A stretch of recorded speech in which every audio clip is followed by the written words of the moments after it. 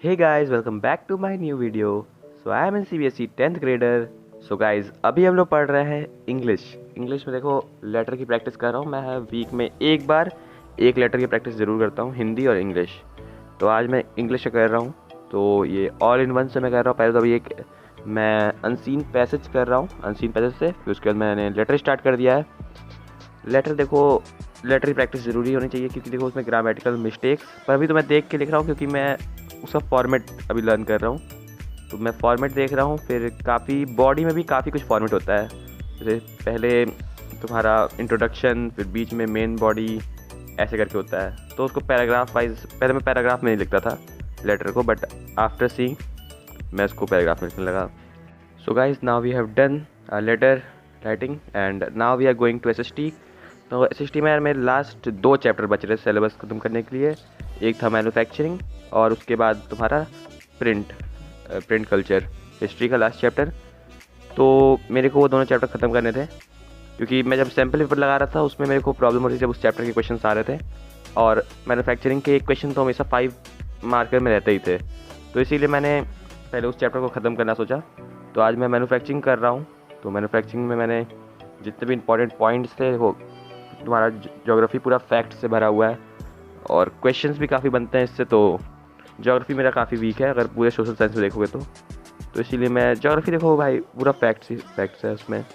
तो इसलिए उसको मैं सारा मार्क करता हूँ, पॉइंट्स सारा नोट्स बनाया हूँ उसके, और प्लस जो मेरे को इम्पोर्टेंट लग रहा है वो मैं बुक में ही नोट कर ले रहा हूँ कि अगर मेरे को समझ लो मैं बुक से ही पढ़ रहा हूँ, मैंने कॉपी नहीं खोली, तो मैं कॉपी ना देखूँ तो बुक से ही देख लूँ मैं वो। तो मैं बुक में ही नोट कर लेता हूँ, कॉपी में ही नोट कर लेता हूँ चीज़ें। तो जो भी मैं इंपॉर्टेंट दिख रहा था, फिर मैं एक बार इसको रात में रिवाइज़ भी करूँगा कि जो भी इसके नोट्स अभी मैं कॉपी में नोट डाउन नहीं कर रहा हूँ, अभी सिर्फ बुक में कर रहा हूँ मैं, जैसे कि बाद में मैं इसको अच्छे से कॉपी में अच्छे नोट डाउन कर लूँ जो इंपॉर्टेंट पॉइंट्स बस, क्योंकि अब टाइम नहीं है नोट्स के लिए कि नोट्स पूरे चैप्टर में बनाऊँ। तो जो इंपॉर्टेंट हैं, जो 5 मार्कर्स में आते हैं ज़्यादातर, वैसे उस टाइप के क्वेश्चन, तो उन्हीं तो कि मैं प्रैक्टिस करूँगा, जो सब्जेक्टिव टाइप ऑफ क्वेश्चन। भाई देखो टीचर ही बता देते हैं आप लोग कि कहाँ सब्जेक्टिव टाइप ऑफ क्वेश्चन बनते हैं। तो यार उस पर काफ़ी आप लोग ध्यान देना चाहिए आप लोग को, मतलब जो अगर टीचर कह रही है उस पर आएंगे तो आ सकते हैं, तो यार उस पर ज़्यादा ध्यान दो तुम लोग। और yes, we have done the chapter, we have complete the chapter now. Print culture बच रहा है अब। सो गाइज, अब English, it's time for English. Grammar, letter practice हो गया था बट ग्रामर भाई पढ़ना ही पड़ेगा, ग्रामर भी आएगा अपने में।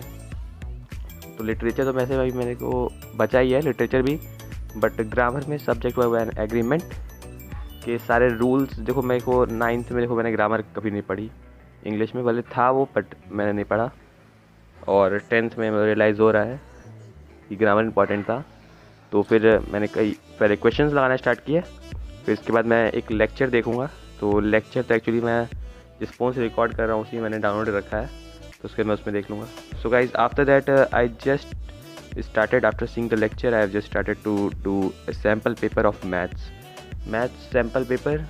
सो गाइज, मैथ्स का सैम्पल पेपर मेरे पास आया था, तो ये मेरे को करना पड़ा था, मतलब यार इम्पोर्टेंट था ये, और इसमें क्वेश्चंस भी अच्छे थे, और मैंने एक्चुअली लगा के रखा था। मतलब पहला सेक्शन, दूसरा सेक्शन में काफ़ी ईजी था, दूसरा सेक्शन भाई सब आया था मेरे को। डी में हार्ड था, डी में 5 मार्कर्स थे, तो यार ऑफकोर्स हार्ड होंगे ही। क्वेश्चंस को अटेंड थे, मतलब मैंने ऐसे छोड़ नहीं दिया, अटेंड किया मैंने, भले सरफेस एरिया वॉल्यूम मैंने नहीं पढ़ा था, और तो भी मैंने उस क्वेश्चन को अटेम्प्ट किया, क्योंकि जो भी पढ़ा भाई स्कूल में तो मैंने पढ़ा ही था और मेरे को फॉर्मूलाज याद थे, तो मैंने ट्राई किया। या ऑफकोर्स गलत भी थे, अब भाई होंगे ही गलत ना, अब प्रैक्टिस नहीं थी उस चैप्टर्स की तो होंगे ही। और मेरे मतलब देखो सेक्शन डी बहुत मेरे को हार्ड लगा, एक्चुअली लगा मेरे को, मतलब कुछ क्वेश्चन तो ऐसे हो जा रहे थे, कुछ में प्रॉब्लम हो रही थी। उसमें प्रोबेबिलिटी के क्वेश्चन 2-3 थे, मतलब प्रोबेबिलिटी इंपॉर्टेंट है, प्रोबेबिलिटी मैंने अभी तक पढ़ा नहीं है, बट प्रोबेबिलिटी यार एक ही बार पढ़ने वाला चैप्टर है।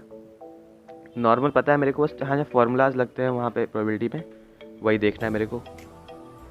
और फिर ट्रायंगल्स के क्वेश्चन थे और हमारे स्टैटिक्स के। तो स्टैटिक्स वाला क्वेश्चन थोड़ा लेंदी था, इसमें मीन, मीडियन, मोड तीनों निकालना था, तो उस क्वेश्चन ही मैं स्किप कर दिया।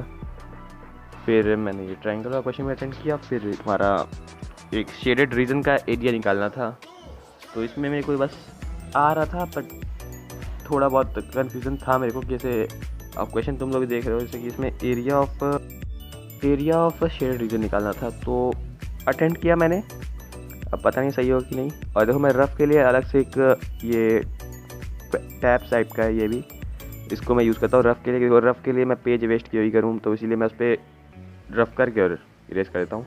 तो that's for it guys, have a good day, like subscribe, good bye.